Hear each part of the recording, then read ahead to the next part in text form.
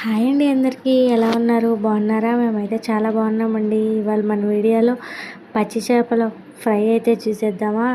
Taste చాలా బాగుంటుంది, అలాగే సింపుల్గా కూడా ఉంటుంది. ముందుగా ఒక బౌల్ తీసుకొని అల్లం వెల్లుల్లి పేస్ట్, అలాగే కొంచెం ఉప్పు, కారం, ధనియాల పొడి, పసుపు, పెరుగు, నిమ్మరసం, గరం మసాలా వేసుకొని బాగా కలుపుకోవాలి. ఇష్టం ఉంటే కొంచెం ఫుడ్ కలర్ కూడా యాడ్ చేసుకోవచ్చండి, లేదంటే స్కిప్ చేయండి. ఇప్పుడు ఫిష్ ముక్కలని ఒక ప్లేట్లో పరుచుకొని ముందుగా మనం రెడీ చేసుకున్న పేస్ట్ని బాగా ముక్కలకి పట్టించాలండి. కొంచెం ఫోర్క్తో హోల్స్ పెట్టుకోండి, ఇంకా బాగా పడుతుంది. ముక్కలకి బాగా పట్టించిన తర్వాత 2 నుండి 3 గంటలు ఫ్రిడ్జ్లో పెట్టండి.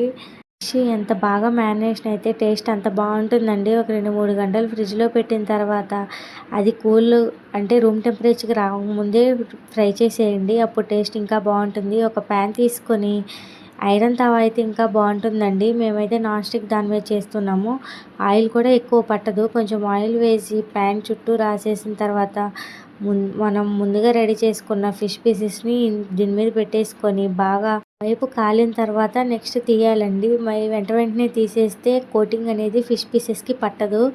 ఇప్పుడు లైట్గా కొంచెం ఆయిల్ వేయాలండి. ఎక్కువ ఆయిల్ అనేది వేయని అవసరం లేదు. చాలా తక్కువ ఆయిల్తోనే ఫిష్ ఫ్రై అనేది అయిపోతుంది.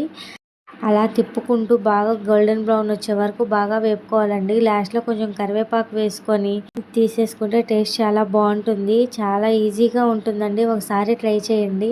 ఫిష్ ఫ్రై అనేది చాలా సింపుల్గా అయిపోతుందండి. ముక్క కూడా త్వరగా ఉడుకుతుంది. కొంచెం మూత పెట్టుకొని మధ్య మధ్యలో మగ్గించుకుంటూ ఉండండి, ఇంకా త్వరగా అయిపోవాలంటే.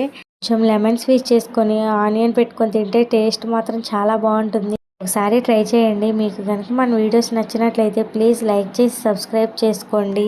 మన ఛానల్కి సపోర్ట్ చేయండి. Thanks for watching my videos.